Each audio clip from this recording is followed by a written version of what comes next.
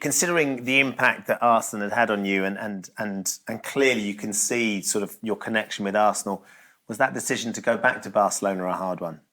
Oh yeah, it was. I always said it was the most difficult decision, because in my heart it was the easiest decision in a way, because of what I had in my past, because I was always a supporter, and it was my dream, to play for Barcelona first team since I was a child.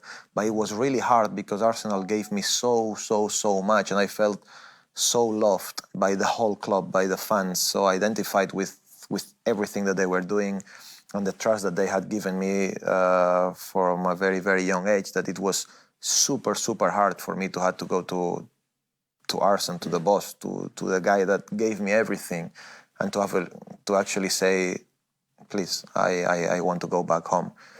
Because if it wasn't Barcelona, for sure I would have stayed at Arsenal no matter what. And I know sometimes people can say, oh, it's easy to say now, which it is, but that's the reality. Timing is always so important in football, in life, whatever you do, timing is really important.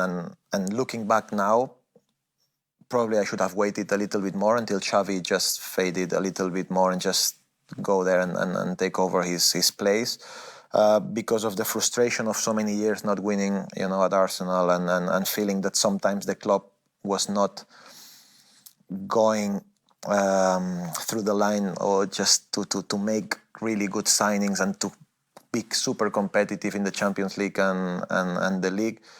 I just felt I was draining myself, because I was giving so much and playing 60 games a season, and injured and coming back quickly, and never resting, and that emotionally it just affected me quite a lot. And then seeing everyone winning in Barcelona and playing so beautifully, and Pep calling me and texting me, and I want to do this, I want to play 3-4-3, to play all of you together, and blah blah blah.